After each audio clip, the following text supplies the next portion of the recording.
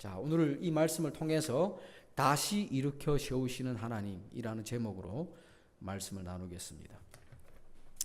우리가 예수 그리스도를 구주로 받아들이고 구원의 기쁨과 그 감격을 우리가 경험합니다. 저도 처음에 예수님을 믿었을 때 나는 죄인이었고 영원히 멸망당할 수밖에 없는, 지옥 갈 수밖에 없는 그런 존재였는데, 예수님 때문에 내가 영원한 생명을 누리고 천국을 갈 수 있다는 게 얼마나 큰 기쁨이었는지, 여러분들이 그 기쁨을 아직 경험하지 못한 분이 계시다면 정말 주님 도움을 간절히 구하십시오.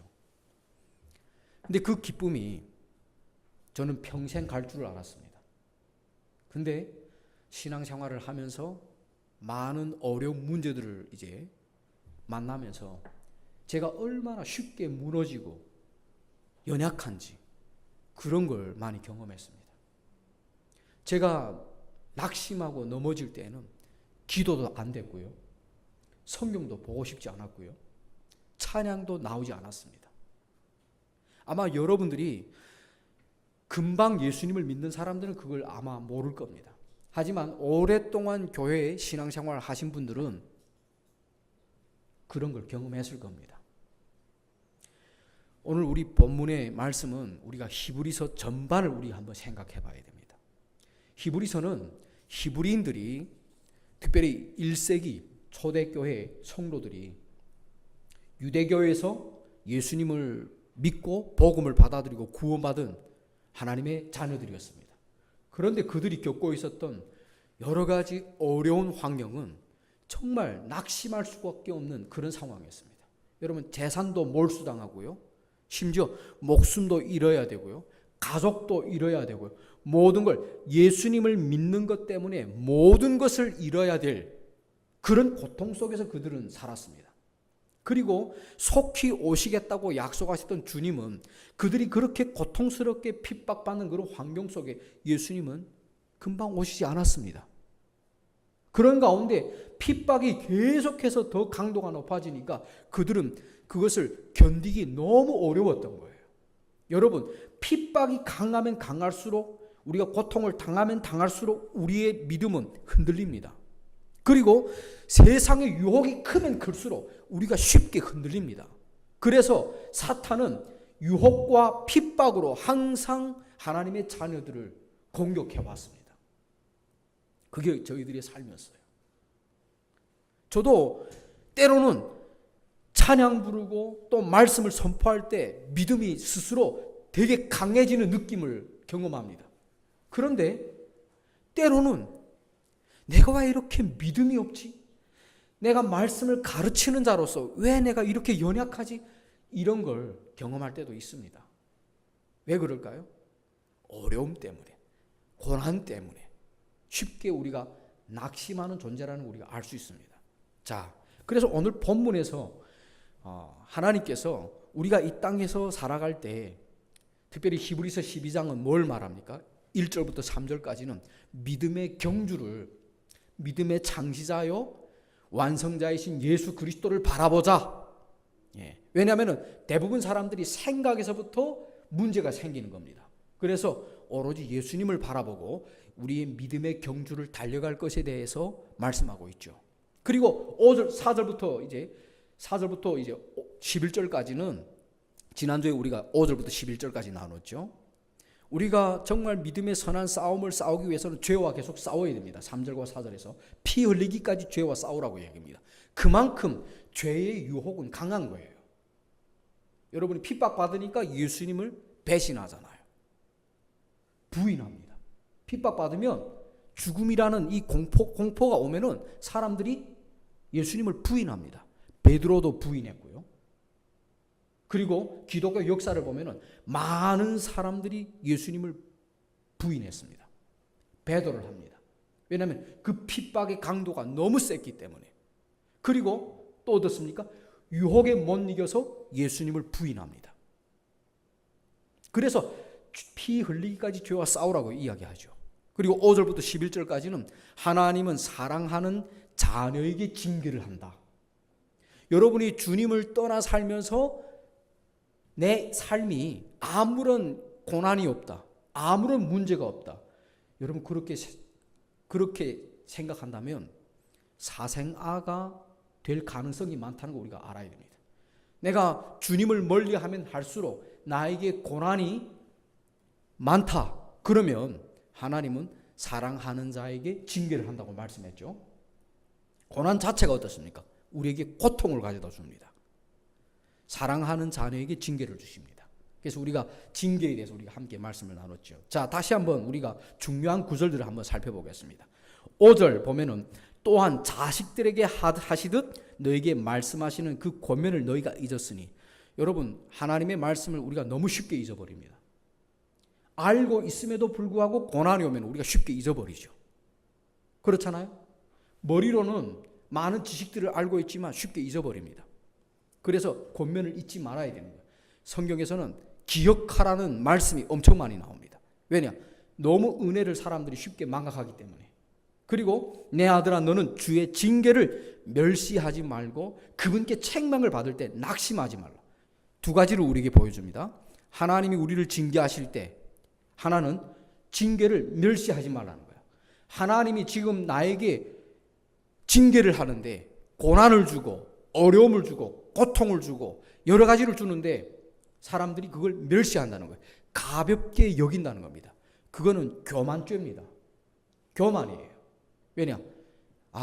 우연히 내 잘못으로 다른 사람의 문제로 인해서 이렇게 하나님이 지금 나를 징계하고 있다는 걸 깨닫지 못하는 거예요. 그리고 그분께 책망을 받을 때 낙심하지 말라는 겁니다. 하나님이 나를 지금 징계하고 있다. 나를 지금 채찍질하고 있다. 하나님이 나를 버리셨는가 보다. 더 이상 내가 하나님을 볼 얼굴이 없구나. 이렇게 낙심하지 말라는 거예요. 이 두 가지 양극단으로 가지 말라는 겁니다. 그러면서 하나님이 우리를 징계하는 이유에 대해서 이야기합니다. 그분의 거룩함에 참여하도록 하기 위해. 하나님의 백성은 하나님이 거룩하시니까 당신의 백성들도 거룩하기를 원해요. 그래서 하나님이 광야에서 이스라엘 백성들을 40년 동안 그 광야 생활을 하면서 어떻게 합니까? 그들을 낮추시고 그들이 어떻게 하나님을 경배하는지, 그리고 세상의 신과 하나님이 어떻게 다른지, 하나님이 거룩하시니까 너희도 거룩해야 되는데 어떻게 우리가 그 거룩한 삶으로 나아갈 수 있는지 제사 제도에 대해서 배워줍니다.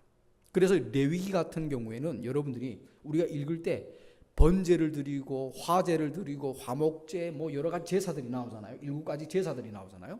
그런 걸 보면 사람들이 우리하고 상관없는 이스라엘 백성들만 드리는 이 제사 우리와 무슨 상관이 있냐 이러면서 레위기를 그냥 쓰레기 취급을 하는 사람들이 있습니다. 아닙니다. 레위기를 통해서 우리가 어떻게 하나님 앞에 나아가는지 그걸 보여주는 거예요. 물론 예수님을 통해서 모든 것을 다 이루셨지만, 그러나 우리가 소홀히 여기지 말아야 될 것에 대해서 얼마나 제사가 중요한지 그걸 우리에게 보여주는 겁니다. 자, 거룩함에 참여하도록 하기 위해서 하는 겁니다. 다시 말해서 우리의 유익을 위해서 징계를 한다는 겁니다. 우리가 고난을 당하면 당할수록, 하나님의 징계를 받으면 받을수록 우리가 거룩함에 참여하게 된다는 겁니다. 여러분, 그래서 다윗이 어떻게 고백합니까? 고난은 내게 유익이니라. 내가 고난 당하기 전에는 하나님의 법을 알지 못했으나 고난 당한 뒤에 하나님의 법을 내가 알게 되었도다. 이렇게 고백을 합니다. 하나님의 뜻을 모릅니다. 그런데 고난을 당하고 나니까 내가 여기에서 잘못했구나. 하나님의 뜻은 이렇구나. 이렇게 알 수 있다는 거예요. 그리고 11절에 또 뭐라고 말합니까? 이제 어떤 징계도 그 당신을 기쁘게 보이지 아니하고 슬프게 보이나. 여러분, 징계를 당하는데 여러분 기쁨이 있겠습니까? 징계가 있으면 기쁨이 없죠. 그럼에도 불구하고 이후에 그것으로 말미암아 단련된 자들에게 그것이 의의 화평의 열매를 맺느니라. 징계는 하나님이 당신의 백성들을 단련하는 겁니다. 단련. 여러분이 그 해병대, 특별히 특전사들은 그냥 되는 게 아니잖아요. 지난번에 제가 그 진짜 사나인가요? 그런 프로그램이 있었잖아요. 거기 보니까 특별히 해병대 같은 경우에는 지옥 훈련을 받잖아요. 우리 여기 해병대 출신이 있습니까? 예. 해병대 출신은 없죠. 특전사 출신이 있습니까? 예, 없죠. 저는 소방대를 다녔는데 소방대도 훈련을 엄청 빡세게 받습니다. 왜냐하면 매일 장거리를 뛰어야 되고 그리고 또 기능 이 체력 훈련을 많이 합니다. 왜냐하면 119 동원됐을 때 화재 현장이라든가 이런 데 가면은 긴 전쟁을 하거든요. 불과의 전쟁. 여러분 쉽지 않습니다. 정말 위태로웠던 적이 한두 번이 아니었어요. 근데 체력이 없으면 감당을 못 합니다. 근데 그런 경험을 했습니다. 저도. 그러니까 하나님께서 징계를 하시는 이유는 우리를 단련하여서 열매를 맺게 하는 겁니다. 의의 화평의 열매. 이 말이 무슨 말씀이겠습니까? 여러분 우리가 사람이 경험이 많고 겸손해질 때 하나님과의 관계도 좋아지고 사람과의 관계도 좋아집니다. 막 피가 끓고 물불을 가리지 않고 두려움이 없을 때 하나님과의 관계도 멀어지고 사람과의 관계도 멀어집니다.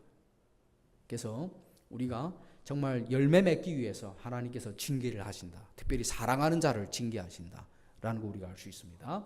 자, 오늘 본문에는 이제 결론적인 부분이에요. 왜 징계를 하느냐? 그리고 징계를 받았을 때 우리가 어떻게 해야 되느냐? 거기에 대해서 우리에게 말씀을 주시는데요. 첫 번째로 하나님은 우리의 연약함을 외면하지 않으십니다. 12절 보십시오. 그런즉 늘어진 손들과 연약한 무릎들을 일으켜 세우고 이렇게 말씀하죠. 여기에서 우리 늘어진 손들과 연약한 무릎들을 일으켜 세우는데 그런즉이라는 단어가 아주 중요합니다. 성경에 여러분들 읽을 때 접속사가 엄청 중요합니다. 그러므로 그런즉 이럴 때에는 앞에 있는 내용을 우리에게 상기를 시켜야 됩니다. 그러니까 앞에서 왜 하나님이 사랑하는 자에게 징계를 하시느냐 거기에 대해 말씀합니다. 징계를 통해서 우리가 낙심하지 말아야 되고 낙심하지 말아야 되겠죠. 징계를 받았을 때. 그런즉 늘어진 손들과 연약한 무릎들을 일으켜 세우고 이렇게 말씀합니다. 자, 구약 성경에 보면은 특별히 이 손에 관해서 이 무릎에 관해서 말씀하는 내용들을 우리가 볼 수 있는데요. 에스겔서 21장 7절에도 보면 그들이 내게 이르기를 내가 어찌하여 탄식하느냐 하면 너는 대답하기를 소식들로 인함이니 지금 어떤 소식이 왔냐면은 하나님의 심판의 소식을 들은 거예요. 그랬을 때 이 사람들의 반응이 어떻습니까? 이는 그것이 오기 때문이라 곧 모든 마음이 녹으며 모든 손이 연약해지고 모든 영이 기진하며 모든 무릎이 물처럼 약해지리라. 보라, 그것이 임하여 반드시 이루어지리라. 주 하나님이 말하노라 하라. 지금 이 에스겔서의 말씀은 하나님의 심판이 도래한다는 그 소식을 들었을 때 이 사람들이 어떻습니까? 마음이 녹고 그리고 모든 손이 약해졌다라고 표현하죠. 이게 뭐냐면은 오늘 본문에서 말하는 늘어진 손, 그걸 말합니다. 늘어진 손이란 말은 더 이상 붙잡을 힘이 없는 상태를 말합니다. 기도의 손도, 봉사의 손도, 믿음의 손도 내려놓은 상태를 말합니다. 그러니까 아무런 그냥 모든 힘이 빠져서 축 늘어진 그런 상태를 말하는 거예요. 스스로 아무것도 할 수 없는 그런 상태를 말합니다. 그것을 늘어진 손이라고 표현합니다. 왜냐? 하나님의 징계 때문에 낙심하여서 완전히 포기한 상태로 쓰러진 그런 상태를 말하죠. 그리고 연약한 무릎이라는 말도 무릎은 걸어가는 힘을 상징합니다. 무릎이 약해졌다는 것은 더 이상 앞으로 나아갈 힘이 없다는 뜻이에요. 지금 하나님의 징계를 받고 난 뒤에 어떤 사람들은 그 징계를 멸시하고 교만하게 더 큰 징계를 받게 되겠지만 어떤 사람은 그 작은 징계도 감당하지 못해서 쉽게 낙심하는 경우가 있다는 걸 우리가 볼 수 있죠. 그래서 에스겔서의 말씀처럼 마음이 높고라고 말하는 이 말씀은 우리의 문제가 항상 어디에서부터 오는가? 마음부터 옵니다. 그래서 성경에서 무릇 지킬 만한 것 무엇보다도 내 마음을 지키라 이렇게 이야기합니다. 마음은 생각의 집이에요. 마음은 우리의 영혼의 집이라고도 이야기합니다. 마음이 쉽게 병들죠. 공격을 받습니다. 그래서 여러분들이 우리 삶에서 여러 가지 내 자신의 인격, 다양한 우리 심리학자들이 그런 표현을 많이 하죠. 다양한 인격이 내 안에 있다. 때로는 우울한 그 감정. 저도 보니까 그렇더라고요. 때로는 되게 우울해요. 되게 낙심이 돼요. 때로는 되게 기쁘고 되게 긍정적입니다. 이 두 가지 마음이 항상 있더라고요. 또 다른 악한 마음이 있더라고요. 화가 나면 죽이고 싶고, 여러분 그렇지 않습니까? 폭력을 행하고 싶고, 겉으로 드러나지 않았을 뿐이지 이 마음속에는 온갖 이런 잘못된 생각들이 가득하더라고요. 근데 마음이 어떤 마음을 품는가에 따라서 이제 겉으로 드러나는 겁니다. 그게. 그래서 미움도 살인이라고 예수님은 말씀하잖아요. 마음속으로 음욕을 품으면 간음이라고 말씀하잖아요. 그러니까 이 마음을 잘 다스려야 됩니다. 그런데 하나님의 말씀을 들었을 때에 마음이 녹아버렸다는 겁니다. 근데 그게 좋은 말이 아니죠. 하나님의 심판. 근데 그 반응은 또한 좋은 반응이에요. 왜냐하면 여러분이 영적으로 무딘 사람들은 나병 환자처럼 자기 고통을 느끼지 못하는 사람이 있습니다. 손가락이나 코가 떨어져 나가도 그 고통을 몰라요. 왜냐하면 영적으로 무디기 때문에 고통을 느끼지 못한단 말이에요. 그러나 정말 영적으로 예민한 사람들은 약국 저울과 같습니다. 약국 저울이 어떻습니까? 약 하나를 놓으면은 그 그람 수가 팍 알리죠. 그러나 고물상 저울은 어떻습니까? 1g, 100g 이런 게 차이가 안 나요. 별로.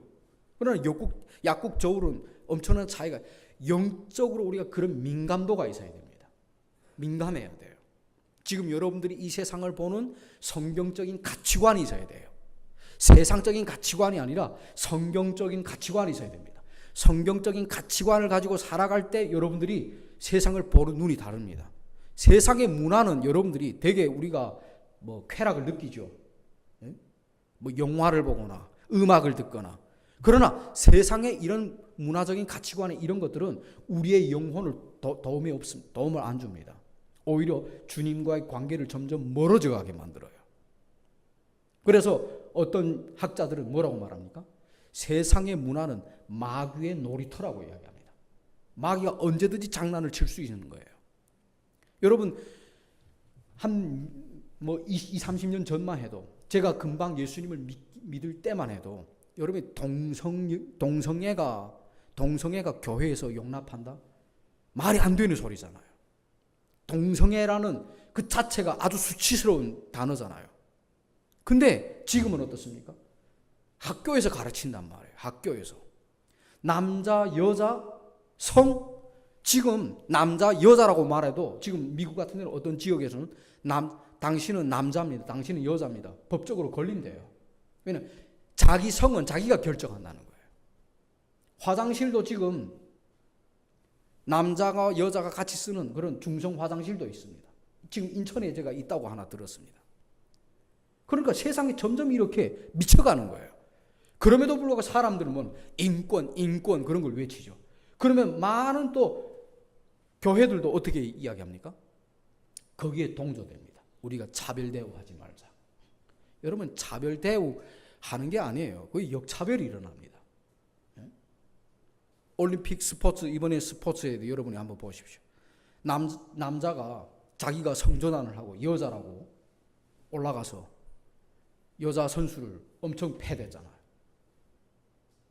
그 여자 선수가 여자들 세계에서는 정말 우승자인데 남자가 성전환을 하고 자기가 여자라고 싸우니까, 여러분 여자가 남자가 싸워서 이기기 어렵습니다. 그래가지고 지금 그것 때문에 문제가 되잖아요. 그럼에도 불구하고 세상은 계속 그렇게 갑니다. 왜 그럴까요? 종말을 향해 가기 때문에 그렇습니다. 여러분, 기독교의 역사관은 직선적인 역사관입니다. 직선적인 역사관이라는 게 무슨 말이냐면 시작과 끝이 있습니다. 그러나 세상의 타 종교의 역사관은 윤회적인 역사관이에요. 순환적 역사관입니다. 세상은 돌고 돌아서 계속 돈다 이렇게 생각을 해요. 윤회설이라든가 그렇게 나오잖아요. 그런데 기독교 역사관은 아닙니다. 시작과 끝이 있습니다. 여러분들이 태어나고 죽음으로 갑니다. 그러나 한 번 죽는 것이 끝난 것이 아니라 그 뒤에는 심판이 있습니다. 둘째 사망이 있습니다. 둘째 사망, 영원한 지옥의 불호수에 들어가지 않기를 원한다면 예수님을 믿어야 되겠죠. 마음이 중요합니다. 그러나 이 마음이 정말 하나님 말씀 앞에서 우리가 말씀을 받아들일 수 있는 마음이 되어야 되겠죠. 그리고 마음이 녹으니까 어떻습니까? 손이 늘어지는 거예요. 다시 말하면 무기력해지는 겁니다. 영적 무력감을 가지게 되는 거예요. 그리고 무릎이 물처럼 흐르다는 더 이상 움직일 수 없는 그런 상태에 놓여 있다는 겁니다. 자, 욥기를 보니까 4장 3절부터 4절 보십시오. 보라, 내가 많은 사람을 가르쳤고 내가 연약한 손들을 강하게 하였도다. 내 말들이 넘어지는 자를 붙들어주고 내가 연약한 무릎들을 강하게 하였도다. 이게 엘리바스가 욥에게 하는 말인데요. 엘리바스의 말이 모든 말이 다 틀린 말이 아니에요. 하나님께서 욥을 인정해줬지만은 여러분들이 엘리바스가 한 말, 이런 말들 중에는 진리가 있습니다. 자, 여기 보니까 욥은 많은 사람에게 가르쳤습니다. 욥은 그때 당시의 의인이었어요. 하나님을 정말 경외하는 사람이었습니다. 그럼에도 불구하고 욥이 어떻게 됩니까? 본인이 넘어진 거예요. 본인이 그 손이 늘어진 손이 된 겁니다. 본인의 무릎이 물처럼 된 겁니다. 이 말은 아무리 우리가 뭐 설교하는 목사나 집사나 직분을 가지고 있다고 해서 여러분 자랑할 게 없습니다. 언젠가는 우리도 이렇게 넘어질 수 있다는 걸 우리가 깨달아야 됩니다. 자, 그 다음 두 번째는 하나님은 넘어뜨리는 분이 아니라 일으켜 세우시는 분이십니다. 하나님이 징계하는 목적이 우리를 거룩하게 하고 하나님과 더 가까이 하도록 하기 위해서 하나님이 징계를 하는 겁니다. 그래서 많은 분들이 간증할 때 어떻게 간증합니까? 세상에 빠져서 세상의 쾌락, 세상의 성공에 빠져서 주님을 잠깐 떠났지만은 그랬을 때 쫄딱 망하고 천부여 의지 없어 하고 다시 돌아오잖아요. 누가복음 15장에서 나오는 둘째 아들 이야기를 우리가 알 수 있을 겁니다. 아들은 어떻게 합니까? 자신이 받을 수 있는 재산의 분깃을 아버지에게 달라고 그 재산을 가지고 멀리 아버지 곁을 멀리 떠나서 허랑방탕하게 살았잖아요. 자신이 가지고 있는 모든 재물을 다 탕진하고 난 뒤에 그가 완전히 쫄딱 망해서 거지가 되었잖아요. 심지어는 먹을 것이 없어서 어떻게 합니까? 다른 집에서 머슴처럼 들어가서 돼지를 치면서 살잖아요. 돼지가 먹는 쥐염 열매도 이 사람에게는 차려지지 않는 거예요. 그 배고픔과 그 서러움과 고통 속에서 그가 누구를 기억합니까? 아버지를 기억하고 아버지께로 다시 돌아가죠. 그랬을 때 아버지는 어떻게 합니까? 그 아들을 항상 기다리고 있었잖아요. 내 아들이 죽었다가 다시 살아났다고 그런 표현을 씁니다. 그게 하나님의 마음이에요. 하나님은 우리가 넘어져도 다시 하나님을 의지하고 일어서기를 원합니다. 정말 부모의 심정을 여러분이 아셔야 돼요. 부모는 자기 자녀가 어떻습니까? 안타깝잖아요. 잘못된 길에 빠졌을 때 부모의 마음이 찢어지잖아요. 다시 자녀가 돌이키기를 원하잖아요. 하나님도 그런 마음이에요. 하나님이 우리를 망하게 하기 위한 그런 하나님이 아닙니다. 자, 여러분이 베드로를 보면 베드로가 주님을 3번을 부인합니다. 그리고 자신의 실패 앞에 무너지죠. 결국 베드로는 주님을 떠나잖아요. 그랬을 때 부활하신 주님께서 다시 찾아오십니다. 부활하신 주님께 다시 찾아왔을 때 베드로가 고기를 잡고 있었잖아요. 숯불 앞에서 주님이 던진 질문, 지난번에 야외 예배 때 우리 같이 나눴죠.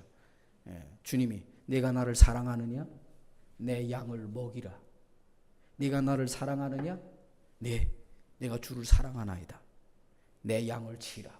그러면서 주님이 3번 반복해서 말씀하잖아요. 베드로가 예수님을 3번 부인했는데 예수님은 3번 질문을 던지면서 그의 상처를 만져주시고 고쳐주십니다. 책망하지 않았습니다. 그리고 여러분 구약에는 보면 엘리야가 등장하죠.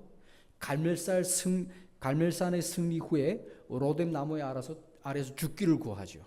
왜냐하면 이세벨에게 쫓겨다니니까, 왕후에게 쫓겨다니니까 로뎀 나무에서 너무 지치고 낙심한 이 엘리야의 모습, 차라리 자기를 죽여달라고 하나님 앞에 호소를 하잖아요.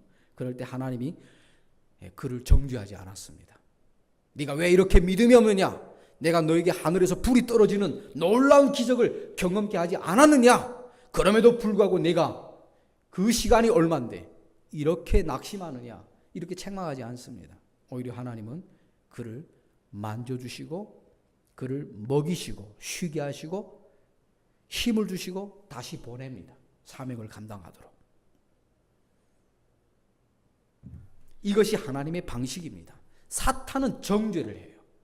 그래서 여러분이 우리가 낙심하게 되는 것은 하나님이 우리가 낙심하게 하는 게 아니에요. 사탄이 낙심하게 만듭니다. 너 같은 것, 네가 어떻게 구원받았다고 말할 수 있느냐? 너같이 이렇게 살아가면 천국의 문턱이라도 가겠느냐? 이런 식으로 사탄은 계속 낙심하도록 만듭니다. 그게 뭐냐면 사탄이 정죄를 하는 거죠. 고소를 하고 대적하는 거죠. 그러나 하나님은 회복시킵니다. 이사야 35장 3절 4절에 보면 너희는 약한 손을 강하게 하고 연약한 무릎을 굳건히 하라. 마음이 두려운 자들에게 이르기를 너희는 강하고 두려워하지 말라. 보라, 너희 하나님께서 원수 갚는 일 곧 하나님의 보응하시는 일을 가지고 오시리니 그분께서 오사 너희를 구원하시리라. 이렇게 말씀합니다. 여러분, 이사야 35장은 놀라운 우리에게 평강의 메시지를 전합니다. 구원의 메시지를 전하는 내용이에요. 광야에서, 사막에서 하나님께서 인도하시는 길을 내시고 샘을 내시고 이런 약속의 말씀들이 기록되어 있습니다. 자, 그러면 영적의 회복의 과정을 우리가 볼 수 있는데요. 우리가 낙심하면은 모든 것을 다 무기력하게 우리 손이 늘어지는 거죠. 자, 여기에서 우리가 그냥 넘어진 상태에 있으면 안 되겠죠. 돌아봐야 돼. 어디서부터 잘못되었는지. 에베소서의 그 요한계시록에 보면은 주님께서 이렇게 경고를 하죠. 너희가 어디에서부터 잘못되었는지 돌아보고 회개하라. 열심을 내어 회개하라. 라고 이야기합니다. 여러분, 우리가 언제 은혜를 많이 경험합니까? 하나님 앞에 무릎 꿇고 주여 나는 죄인입니다. 나를 용서해 주세요. 나를 도와주세요. 나는 너무 연약합니다. 라고 우리가 하나님 앞에 회개할 때 여러분 은혜를 경험해요. 돌이킬 때 하나님은 상처를 인정하고 싸매 주십니다. 그리고 그냥 계속 잘못을 인정하고 막 고통 속에 있으면 안 되겠죠. 후회만 하면 안 되겠죠. 어떻게 됩니까? 십자가를 바라봐야 돼요. 나를 위해서 십자가에 달려 죽으신 예수 그리스도를 바라봐야 합니다. 주님께서 마지막에 운명하시면서 돌아가시면서 다 이루었도다 라고 선언을 하죠. 이 말은 주님께서 우리의 모든 죄의 문제를 위해서 주님께서 다 이루신 겁니다. 하나님의 진노의 잔을 다 이루신 거예요. 그래서 우리가 십자가를 바라볼 때, 그래서 사도 바울은 항상 주님의 십자가만 바라보고 달려갔습니다.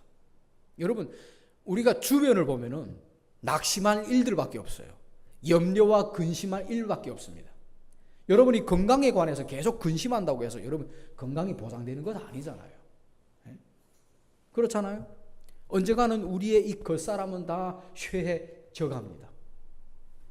흙으로 돌아가요. 우리의 속사람이 날로 강건해지고 새롭게 되어야 되겠죠. 그러면 우리 속사람이 날로 새롭게 되기를 위해서는 어떻게 되겠습니까? 십자가를 바라봐야 됩니다. 주님의 은혜를 바라봐야 돼요. 믿음의 창시자요 완성자이신 예수님을 바라봐야 됩니다. 그리고 하나님은 우리가 은혜를 경험할 때 다시 일으켜 세워주십니다. 회복시켜 주십니다. 자, 잠언 24장 16절에 이렇게 약속합니다. 이는 의인은 7번 넘어질지라도. 자, 의인들도 넘어질 수 있다는 말이에요. 우리가 넘어질 수 있다는 겁니다. 그러나 다시 일어나려니와 사악한 자는 넘어져서 해악에 빠질 것이기 때문에 사악한 자는 넘어져서 더 이상 일어나지 못합니다. 하지만 의인은 넘어져도 일어납니다. 왜? 하나님께서 우리를 일으켜 세워주시기 때문입니다. 내 스스로 일어날 수 없겠죠. 여러분, 물에 빠진 사람, 야, 수영해라. 수영해서 나와. 됩니까? 누군가의 도움의 손길을 통해서 건질 수 있잖아요. 그러니까 의인이 넘어지지만 7번 넘어지지만 다시 일어설 수 있는 것은 전능자 하나님께서 지켜주시고 인도하시고 보호하시기 때문이라는 겁니다. 아멘이십니까? 마지막으로 하나님은 고든 행로들을 통해 우리를 고치십니다. 그러면 하나님께서 우리를 회복시켜 주시는데, 하나님께서 우리를 고치시기를 원하시는데 어떤 방법을 통해서 하나님이 고치시는가? 13절 보겠습니다. 또 너희 발을 위해 고든 행로들을 만들지니. 우리의 발을 위해 고든 행로를 만들어라는 겁니다. 여러분, 저희 어머니가 이제 발 골절 때문에 수술을 했는데, 이게 그냥 평지면, 그냥 평평한 곳이면 쉽게 골절 같은 일이 뭐 다치거나 이런 일들이 보통 잘 생기지 않습니다. 발생하지 않습니다. 어떤 곳에서 울퉁불퉁한 아주 좀 이런 험한 길에서 이런 골절 사고들이 많이 일어나죠. 자, 그러면 골절된 사람들을 어떻게 합니까? 요즘에는 이 수술해가지고 그 뭐 피스를 받고 그리고 석고를 해가지고 발이 어떻게 합니까? 땅바닥에 걸어갈 때 수평을 이루도록 하죠. 교정을 해주죠. 왜 그렇습니까? 행로를 곧게 만드는 거예요. 그 길을 곧게 만들어요. 평평한 길을 걸을 수 있도록 만드는 겁니다. 그래서 여기에서 고든 행로들을 만들지니라고 말씀하죠. 왜 그렇습니까? 이 고든 행로를 만들라는 말에 아주 심오한 의미가 있는데요. 이 말은 말씀의 길을 말합니다. 우리가 고든 길을 걸어가기를 원한다면 여러분 말씀에 따라서 걸어가야 돼요. 요즘 우리 기독교가 너무 세상에 비난을 많이 받죠. 왜 그렇습니까? 말씀대로 가지 않기 때문에 세상이 비난을 하는 거예요. 우리가 말씀대로만 살면 세상이 비난을 하지 않습니다. 조롱하지 않습니다. 문제는 말씀대로 하지 않기 때문에 조롱을 받는 거예요. 그리고 이 말씀의 길이라는 것은 바로 바른 교리를 말합니다. 어떤 분들은 교리란 말을 되게 듣기 싫어합니다. 여러분, 우리가 교리를 믿어야 돼요. 교리라는 말은 가르침이라는 뜻입니다. 주님께서 우리에게 가르친 이 교리를 믿어야 되는 거지, 여러분이 상상하는 하나님 믿으면 안 됩니다. 사람이 말하는, 사람이 고안한 하나님을 믿으면 안 돼요. 가톨릭에서처럼 예수님의 이미지를 초상화를 만들어가지고 그걸 마치 예수님인 것처럼 하고 사람들이 거기다 기도를 하게 만들고 그렇게 하죠. 아닙니다. 그건 우상숭배예요. 바른 교리를 믿어야 돼요. 바른 신학, 바른 교리를 믿어야 됩니다. 왜냐하면 우리는 말씀을 따라서 걷는 사람이 돼요. 주의 말씀은 내 발의 등이요 내 길의 빛이라고 이야기하잖아요. 이 어두운 세상, 우리가 밝은 정말 빛의 조명 아래에서 우리가 올곧은 길을 걸어갈 수 있기 위해서는 말씀의 인도를 따라 걸어가야 돼요. 그래야 앞에 장애물들이 보이는 겁니다. 그리고 기도의 길입니다. 이것은 관계입니다. 하나님과의 올바른 관계. 하나님과의 올바른 관계예요. 여러분, 기도가 뭡니까? 하나님과의 대화입니다. 하나님 앞에 내 속 사정을 하나님 앞에 이야기하는 거예요. 근데 많은 사람들이 기도가 잘 안 된다고 하죠. 안 되는 이유가 뭐겠습니까? 말씀이 없기 때문에 그래요. 말씀을 우리가 붙들고 기도하는 거예요. 왜냐하면 말씀은 하나님이 우리에게 말하는 거예요. 기도의 길. 그리고 회개의 길입니다. 방향 전환이에요. 왜 하나님의 인도하심과 하나님의 은혜를 우리가 계속 경험하지 못하고 신앙생활은 오래 하면 오래 했지만 왜 나는 성장하지 않고 있는가? 이거는 하나님의 문제가 아니라 나의 문제입니다. 왜 그렇겠습니까? 회개하지 않았기 때문에 그래요. 방향 전환이 이루어지지 않았기 때문에 그렇습니다. 세상을 향해 가는 그 발걸음이 계속 그 방향을 가기 때문에 그래요. 회개라는 것은 방향 전환입니다. 180도로 바뀌는 걸 말합니다. 사도 바울이 교회를 핍박하고 주님을 핍박을 했지만 주님을 인격적으로 만난 뒤에 그는 180도로 변해서 자기가 핍박하던 예수를 오히려 증거하며 살잖아요. 그리고 그 핍박하던 예수를 위해서 자신의 모든 것을 다 포기하고 죽음까지 가잖아요. 이게 뭡니까? 방향 전환이에요. 아무리 열심히 뛰어도, 여러분이 세상에서 아무리 성공하고 아무리 열심히 뛰어도 그 방향이 하나님이 원하는 방향이 아니면 그건 지옥을 향해 가는 방향이에요. 그래서 회개의 길이 필요합니다. 그리고 예배의 길이에요. 우리가 회개를 하고 어떻게 해야 되겠습니까? 말씀과 기도와 회개가 있다면 당연히 하나님의 이름을 높이는 예배자가 되어야 되겠죠. 요즘 세상 예배를 너무나 소홀히 여깁니다. 옛날 같으면 새벽기도 한번 빠져도 죄책감에 시달려서 그럴 때였는데 요즘은 예배 자체를 너무 우습게 여기는, 가볍게 여기는 그런 시대를 우리가 겪고 있습니다. 그 문제는 성도들에게도 있겠지만은 목사들에게 있습니다.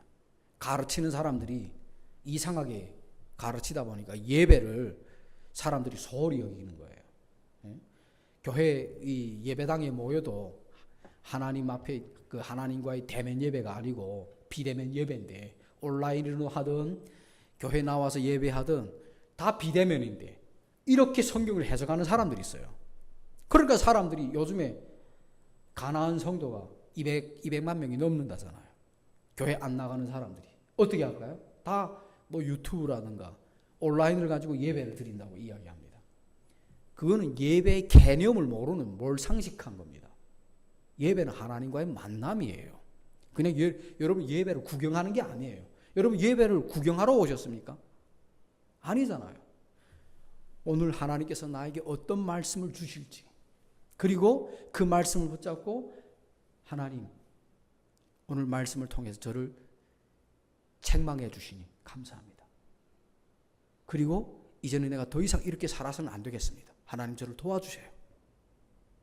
이렇게 하나님 앞에 결단하면서 나아가야 되는 거죠. 하나님의 음성을 들어야 되겠죠. 예배는 하나님을 만나는 길입니다. 자, 야고보서 4장 8절에 하나님께 가까이 나아가라. 이게 뭡니까? 말씀의 길, 기도의 길, 회개의 길, 예배의 길, 하나님께 가까이 나가는 거예요. 그리하면 그분께서 너에게 가까이 오시리라. 하나님께 가까이 나아갈 때 하나님이 가까이 오신다고 이야기합니다. 하나님은 인격적인 분이십니다. 여러분이 하나님을 등지고 내 멋대로 살아가는데 하나님이 계속 쫓아오겠습니까? 때로 하나님이 가만둡니다. 경고를 합니다. 경고에도 안 들으면 하나님 어떨까요? 징계를 하죠. 징계해서 안 들으면 하나님이 데려갑니다. 그걸 우리가 알 수 있죠. 자, 하나님의 목적은 정죄가 아니라 치유입니다. 자, 하나님께서 어떻게 우리를 징계를 통해서 하나님이 치유하십니까? 첫째는 낮추십니다. 하나님이. 시편 103편 3절에 보면 그분께서 내 모든 불법을 용서하시고 내 모든 질병을 고치시며라고 이야기합니다. 하나님이 우리를 낮추시는데 징계를 통해서 우리가 죄인이라는 것을 하나님 앞에 고백할 때 하나님은 용서해 주십니다. 그리고 모든 질병을 고치십니다. 여기에서 모든 질병은 불치병도 다 포함됩니다. 암, 중풍병, 모든 병도 하나님이 고칠 수 있는 분이십니다. 하나님이 낮추시는 거예요. 이 징계하는 목적이. 그리고 깨뜨리십니다. 낮출 뿐만 아니라 우리를 깨뜨리십니다. 시편 147편 3절에 보니까 그분께서 마음이 상한 자들을 고치시고, 여기 보면 마음이 상한 자들을 고치신다고 이야기합니다. 상했다는 것은 우리가 어떤 충격을 입어가지고 금이 간 것, 깨어진 상태, 그걸 말합니다. 우리 차로 운전하다 보면 가끔 이제 아차 하는 순간에 어디에 박잖아요. 안 박아봤습니까? 저는 큰 사고 한번 날 뻔했습니다. 운전하고 지금 좌회전을 하는데 갑자기 20톤짜리 트럭이 탕 하고 들이박는 바람에 그 순간에는 무슨 정신인지 모르겠더라고요. 팡 하고 차가 그냥 밀려나가는데 옆에 또 난간이 있었거든요. 거기에 낑기면서 그래도 차가 속도가 그렇게 큰 차가 속도를 많이 안 냈기 때문에 제가 차가 그냥 옆에 외관이 파손되고 그랬죠. 아니면 정면 충돌하면은 저 세상 가겠죠. 주님 품으로 가겠죠. 근데 팡 하는 순간에 안에 그 진동은 너무 저는 무슨 정이 뻥 해나더라고요. 차로 뭐 운전 못하게 가만히 이렇게. 그게 뭐냐면 충격을 입었을 때 마음은 깨지는 거죠. 우리가 고난을 당할 때 그런 상태에 놓일 때가 있다는 겁니다. 하지만 하나님은 고치시고 상처를 싸매시는 분이시다라고 이야기합니다. 우리가 골절된 뼈를 다시 고쳐주는 것처럼 하나님이 그렇게 우리를 회복시켜 주시는 분이라는 겁니다. 그래서 회복해 하시는 하나님이라는 겁니다. 예레미야 30장 17절에 보면 이는 내가 내게 건강을 회복시켜 주시고 또 내 상처들을 낫게 할 것이기 때문이라. 건강을 회복시켜 주시고 내 상처를 낫게 하시는 하나님. 그리고 다시 일으켜 세워주십니다. 믿음의 기도는 병든 자들을 구원하리니 주께서 그를 일으켜 세우시리라. 여러분이 사도 바울이 돌에 맞아서 거의 죽었잖아요. 그래서 버려졌을 때 하나님께서 다시 일으켜 세워주십니다. 그래서 성경에 다시 일어나다, 다시 일으켜 세우다, 이 단어는 아주 중요한 단어입니다. 하나님께서 우리를 다시 일으켜 세워주시는 분이십니다. 결론은 하나님은 우리의 연약함을 외면하지 않으십니다. 예수님도 우리의 연약함을 다 채워하셨죠. 우리가 얼마나 연약한 존재인지, 우리의 늘어진 손, 연약한 무릎, 주님은 다시 일으켜 세우시는 분이십니다. 하나님은 우리를 넘어뜨리는 분이 아니라 일으켜 세우시는 분입니다. 하나님은 고든 행로들을 통해 우리를 고치십니다. 여러분, 고든 행로를 통해서 주님을 통해서 이 치유를 경험하시기를 간절히 소원합니다. 우리 기도하겠습니다.